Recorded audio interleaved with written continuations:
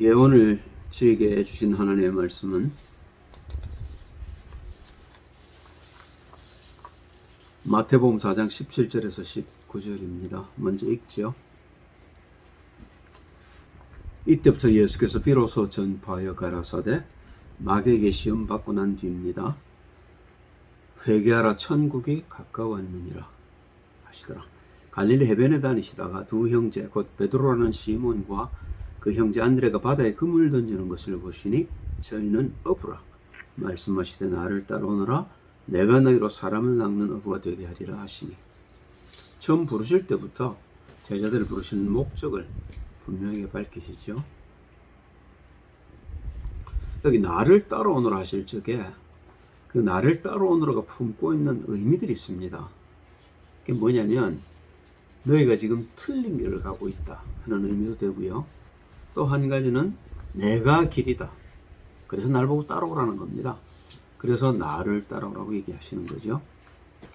마태복음 7장 13절에 보면 좁은 문으로 들어가라. 멸망으로 인도하는 문은 크고 그 길이 넓어 그리로 들어가는 자가 많고 생명으로 인도하는 문은 좁고 길이 협착하여 찾는 이가 적음이니라. 예수님이 생명이란 말입니다. 예수님을 따라가야 우리가 생명을 얻는데 정말로 예수님을 따르는 자들이 예수님 당시에도 많지 않았다는 겁니다. 마가의 다락방에 모였던 120명 성도가 사실은 전부였다고 볼 수 있습니다. 그죠? 그러니까 여기 무슨 얘기냐면 멸망으로 가는 길은 넓고 쉽다는 겁니다. 누구나 가는 길이라는 거죠. 그런데 생명으로 인도하는 문, 우리는 생명 없이 이 땅에 온 겁니다. 죽어서 이 땅에 왔죠. 생명을 얻어야 되는데 그 생명으로 인도하는 길은 좁고 문은 협착하다는 겁니다. 문은 좁고 길은 협착하다는 겁니다. 그리고 우리로 들어가는 자가 많지 않다고 얘기를 하셔요.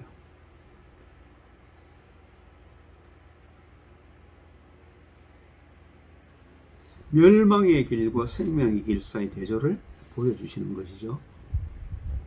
그리고 요한복음 14장 6절을 보시면 예수님이 내가 곧 길이요 진리요 생명이니 나로 말미암지 않고는 아버지께로 올 자가 없느니라 하고 선언하셔요.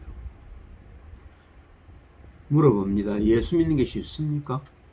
여러분들은? 저는 40년 신앙생활이 쉬웠다고 말하기 어렵습니다. 쉽지 않았어요. 나의 나된 것은 하나님의 은혜라라는 바울의 고백이 겨우 이제 조금 이해가 됩니다. 내가 바울을 닮았다는 게 아닙니다. 감히 비교할 수 없다는 걸 알지만 그래서 여기까지 온 것이 내 혼자 힘으로 된 것이 아님을 고백한다 그 말입니다. 무문관이라는 방법이 있어요. 중들이 이제 수행하는 방법 중에 하나인데 바깥에서 자물쇠를 잠깁니다. 그리고 세상 출입을 금하고요. 외부에서 제공되는 음식만 먹으면서 길을 찾는 훈련입니다. 이런 훈련을 3년 동안 말 없이 하는 사람들이 있어요. 무건수행이라고 그러거든요. 그리고 개중 혹시 깨달음을 얻었다는 사람이 있습니다. 도를 얻었다는 거죠. 무문관이라는 말은 뭐냐면 관문이 없단 말입니다. 관문이 없는 걸 어떻게 뚫고 들어가겠어요? 관문이 있다는 건 대개 이제 성 같은데 문이 있어서 그 문을 들어가면 이제 성속으로 들어갈 수 있게 되는 거죠. 예를 들면 뭐 산해관 그러면 이제 산해라는 동네로 들어가는 관이 되는 겁니다. 그러면 이 사람들이 깨달음이라는 도를 얻기 위해서 들어가는 문은 문이 없는 문이란 말입니다. 근데 그걸 깨친다는 겁니다. 그렇죠? 그런데 보세요. 예수님께서 말씀하신 좁은 문과는 의미가 다르죠.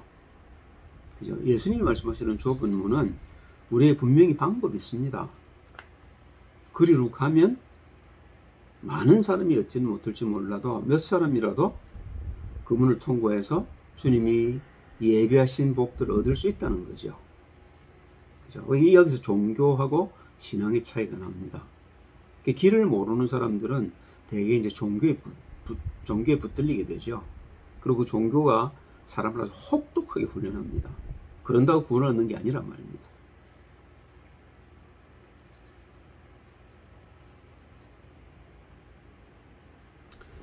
자, 서론입니다. 사람들이 길을 몰라 방황하는 것을 아시고 예수님이 제자들을 부르시고 가장 먼저 하시는 말씀이 회개하랍니다. 예레미야 31장 31절 2절을 보면 이런 말을 써놓으셨어요. 나 여호와가 말하노라. 보라, 날이 이르리니 내가 이스라엘 집과 유다 집에 새 언약을 세우리라. 나 여호와가 말하노라. 이 언약은 내가 그들의 열조의 손을 잡고 애굽 땅에서 인도하여 내던 날에 세운 것과 같지 아니할 것은 내가 그들의 남편이 되었어도 그들이 내 언약을 파였습니다.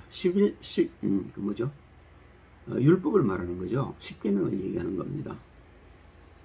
돌판에 새겨서 주었는데 그 돌판에 새겨진 말씀을 이스라엘 백성들이 자기들의 마음판에 못 새겼다는 겁니다. 그래서 멸망당했다는 겁니다. 그래서 31장 33절을 보면요. 나 여호와가 말하노라. 그러나 그날 후에 내가 이스라엘 집에 세울 언약은 이러하니 곧 내가 나의 법을 그들의 속에 두며 그 마음에 기록하여 너는 그들의 하나님이 되고 그들은 내 백성이 될 것이라. 이 말은 무슨 말이냐면 우리가 말씀을 순종하고 따라가는 게 얼마만큼 중요한 것 그 말입니다. 그죠? 말씀을 안 따라가는데 그게 우리 마음속에 새겨질 리가 없는 거죠. 그죠? 우리 하찮게 들리는 말씀이라 할지라도 우리가 말씀을 받는 자세가 중요하다는 겁니다.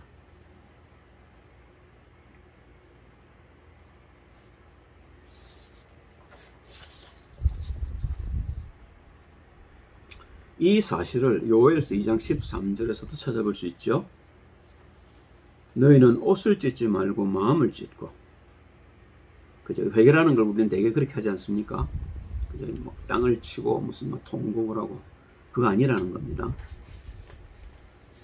너희 하나님 여호와께로 돌아올지어다. 이 중요한 말이죠. 하나님께로 돌아가지 못하는 게 우리 마음속에 있다는 겁니다. 그래서 그 마음을 찢으라는 겁니다.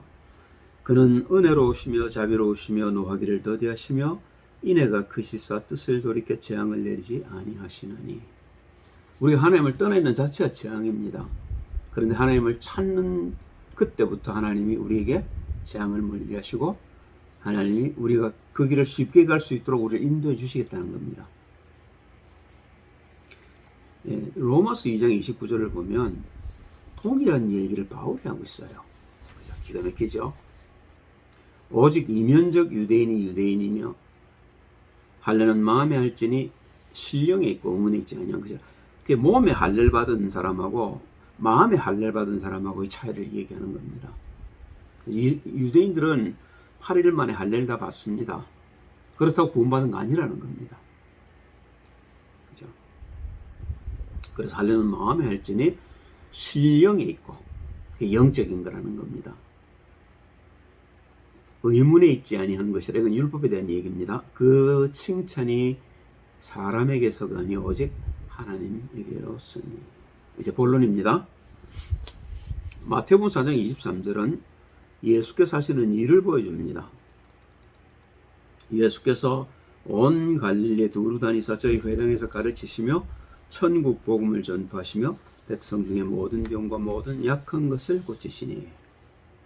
요 얘기를 누가복음 4장 16절 21절에서 보면 예수님 전하시는 복음이 어떤 것인지 명확하게 알 수 있습니다. 예수께서 그 자라나신 곳 나사렛에 이르사 안식일에 자기 규례대로 회당에 들어가서 성경을 읽으려고 서심해 선지자 이사야 글을 들이거늘 책을 펴서 이렇게 기록한 데를 찾으시니 곧 주의 성령이 내게 임하셨으니 이는 가난한 자에게 복음을 전하게 하시려고 내게 기름을 부으시고 나를 보내서 포로된 자에게 자유를 눈먼 자에게 다시 보게 함을 전파하며 눌린 자를 자유케 하고 주의 은혜의 해를 전파하게 하려 하심이라 하였더라. 책을 덮어 그 맡은 자에게 주시고 앉으시니 회당에 앉은 자들이 다 주목하여 보더라. 이에 예수께서 저에게 말씀하시되 이 글이 오늘날 너희 귀에 응하였느니라 하시니. 그 말은요, 이사야서 61장 1절 2절에 예언된 그 메시아가 나다 그 말입니다. 복음은 뭐냐면 예수가 그리스도라는 겁니다. 내가 그 그리스도라는 거죠. 마태복음 11장에 보면 세례요한이 옥에 갇혀서 예수님께 제자를 보내 묻는 장면이 나옵니다. 오실 분이 당신입니까? 그렇게 묻죠. 그 말은요, 예수가 그리스도는 사실이 안 믿어진단 말입니다. 자기가 그 세례도 주고 성령이 임하는 걸 보았음에도 불구하고 그리스도의 일이 뭔지를 모르는 거죠.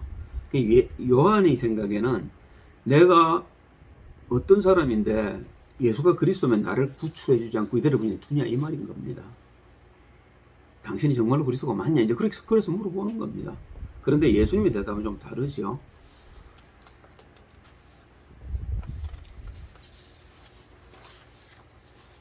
마태복음 11장 4절과 5절입니다. 여기서 다시 이사야서 61장 1절 2절을 인용합니다. 예수께서 대답하여 가라사대 너희가 가서 듣고 보는 것을 요한에게 고하되, 내가 직접 지금 하고 있는 일에 대해서 얘기하라고 말이죠. 소경이 보며 안진뱅이가 걸으며 문둥이가 깨끗함을 받으며 귀머르게 들으며 죽은 자가 살아나며 가난한 자에게 복음이 전파된다라. 네가 감옥에 있거나 나오는 게 문제가 아니라는 겁니다. 너를 묶고 있는 마귀의 세력에서 벗어나야 하는데 그 길을 열러온 게 나다 그 말입니다. 세례요한 이걸 못 알아들어요. 그래서 나중에 예수님이 그런 얘기를 하시죠. 여자가 낳은 자 중에 가장 큰 자가 세례요한이지만 천국에서는 가장 작은 자도 저보다 크다 이런 얘기를 하시는 겁니다. 마태복음 16장 13절 16절을 보면요, 예수님이 가이사랴 빌립보 지방에 이르러서 물어보셔요.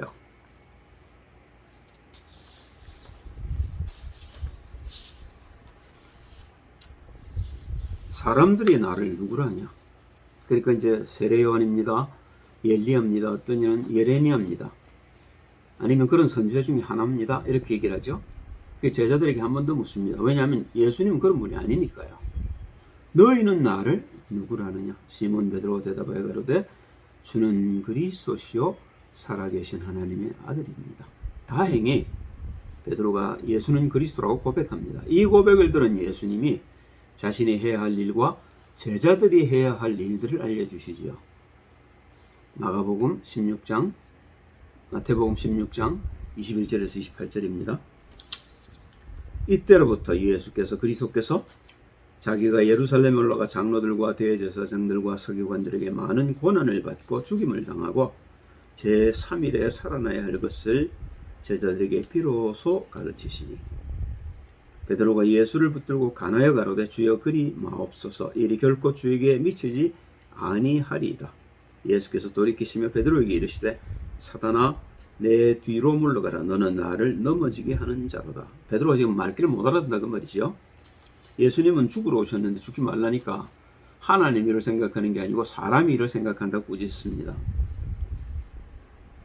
네가 하나님의 일을 생각지 아니하고 도리어 사람의 일을 생각하는도다 하시고, 예수께서 제자들에게 이르시되 아무든지 나를 따라오려거든 자기를 부인하고 자기의 십자가를 지고 나를 좇을 것이니라. 누구든지 제 목숨을 구원코자 하면 잃을 것이요 누구든지 나를 위해 제 목숨을 잃으면 찾으리라. 사람이 만일 온 천하를 얻고도 제 목숨을 잃으면 무엇이 유익하리요? 그렇잖아요. 마귀가 그래서 보여주는 겁니다. 온 천하 만국을 보이고 모든 영광을 보이면서 네가 내게처럼 이 모든 걸 주겠다는 겁니다. 그 생명 없고 죽음 속에서 살아라 그 말인 거죠. 그죠? 그런데 예수님은 우리에게 생명을 주러 오셨다는 겁니다. 사람이 무엇을 주고 제 목숨을 바꾸겠느냐? 그렇죠. 우리 생명을 얻을 수 있는 게 뭐가 있겠어요? 이 은혜란 말입니다. 예수님이 오셔서 십자가를 지시고 부활하심으로 이 은혜를 우리에게 무상으로 거저준 겁니다. 할렐루야. 인자가 아버지의 영광으로 그 천사들과 함께 오리니 재림주로 오실 예수지요. 그리고 마가의 다락방에 오실 예수를 얘기하시는 겁니다. 성령으로 오실 예수. 그때 각 사람의 행한 대로 갚으리라. 진실로 내게 이르노니 여기 섰는 사람 중에 죽기 전에 인자가 그 왕권을 가지고 오는 것을 볼 자들도 있느니라. 그렇죠. 마가의 다락방까지 인도받았던 제자들 중에서 성령의 역사를 본 사람들이 많이 나오질 않았습니까?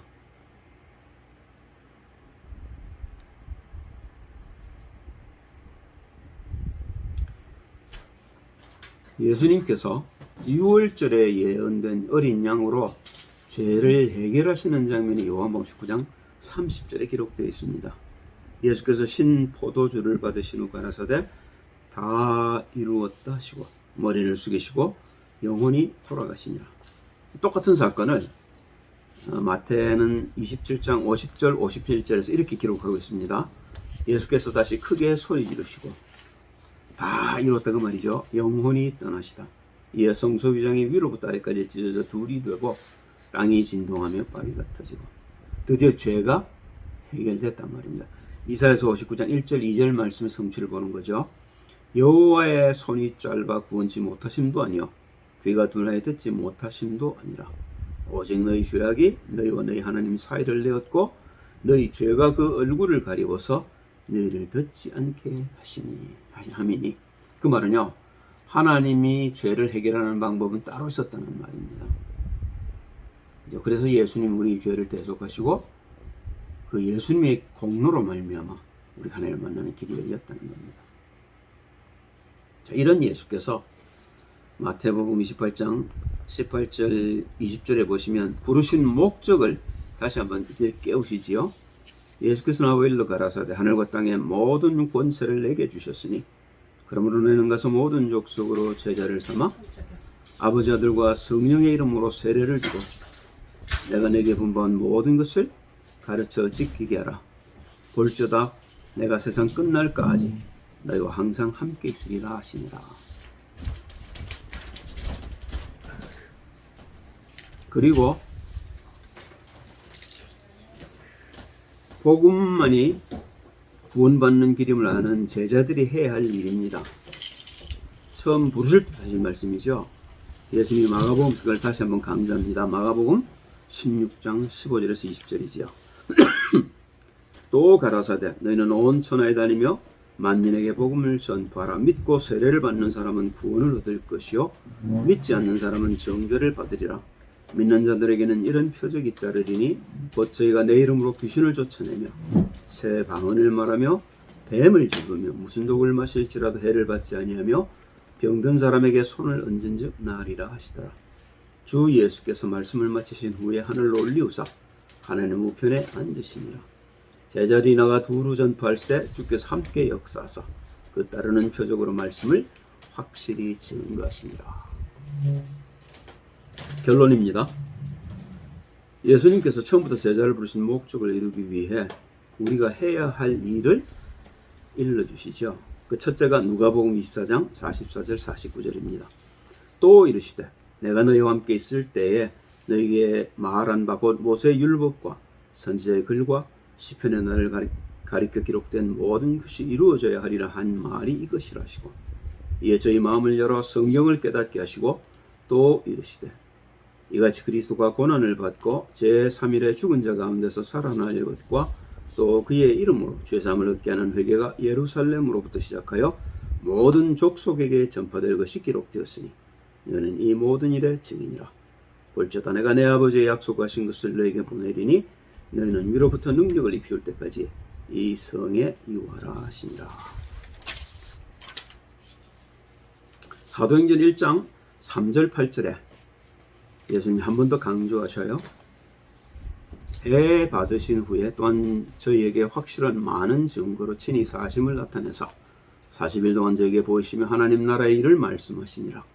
사도와 같이 모이사 저에게 분부하여 가라사대 예루살렘을 떠나지 말고 내게 들은 아버지의 약속하신 것을 기다리라. 요한은 물로 세례를 베풀었으나 너희는 몇 날이 못되어 성령으로 세례를 받으리라 하셨느니라.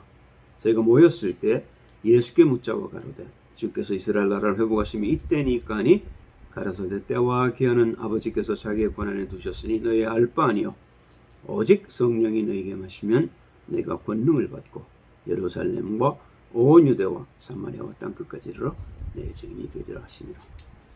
그죠? 이게 마지막으로 주신 말씀입니다. 그러면 우리가 할 일은요 성령 충만 받으면 되겠죠. 기도하겠습니다. 할렐루야님 찬양을 드립니다. 오늘 주신 말씀대로 예수가 온 한 길인데 우리가 이 길을 잘 모릅니다. 우리의 눈을 여셔서 왜 이게 길인지 어떻게 그 길을 가는지 말씀을 통해 확인할 수 있게 도와주옵소서. 마가의 다락방에서 성령이 충만함을 기도했던 제자들처럼 우리도 성령이 충만함을 받고 그래서 예수의 증인되는 삶을 살 수 있도록 복을 내려 주옵소서. 주 예수 그리스도의 이름으로 기도합니다. 아멘.